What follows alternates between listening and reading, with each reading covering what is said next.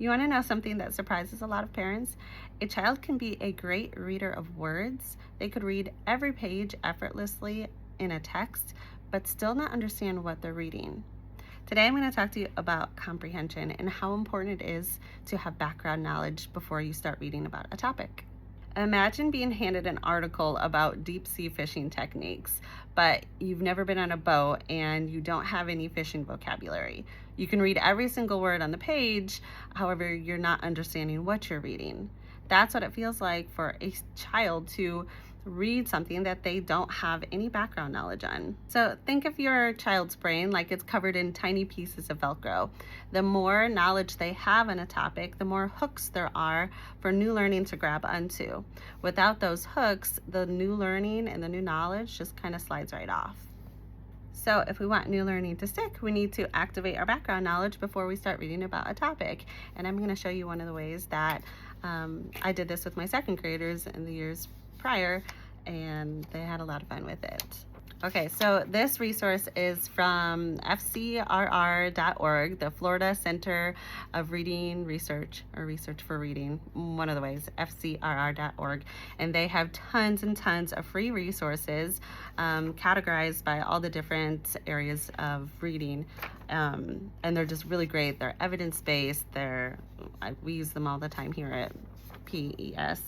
But what this one is called is the background knowledge warm-up, and what I would do with my students is give them the topic. So since President's Day is right around the corner, I'd tell them write President's Day up here on the topic line, and then I'd give them 10 minutes to dig as deep as they can and write anything that they knew about President's Day, anything at all, just to get their background knowledge warmed up and to get their brain thinking about this topic, so that when they started reading the text, all of that new knowledge had those hooks to hold on to.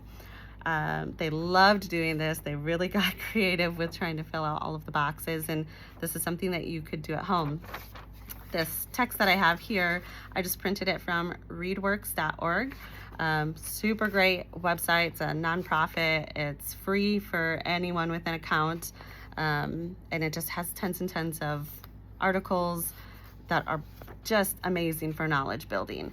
And that's what we want to do. We want to build kids' knowledge so that they have all these little Velcro hooks when they get into the upper grades and they start reading complex texts. We're setting them up for so much success when we can give them this knowledge that they'll have later on. So an activity like this is great for a second grader, great for third, fourth, fifth, and above. First graders could even handle it as well with some assistance. But you can be building knowledge with your preschooler, with kids that aren't even in preschool yet. You can be building knowledge all of the time. Ways you can do that is just talking about the world around you, reading a variety of books. In our house, my son was really into tractors and monster trucks and only wanted to read stories about those. And then I eventually started pulling in some books about space or books about the weather, books about insects, just because I knew how important it was to build that knowledge for setting him up for success in the future. So before you read anything with your child, or before your child reads, just simply ask, what do we already know about this? And that can make all of the difference in helping the new knowledge stick. If you want any of these resources, or if you need help finding them, or you just tell me what you need and I'd be happy to hook you up with it. Thank you.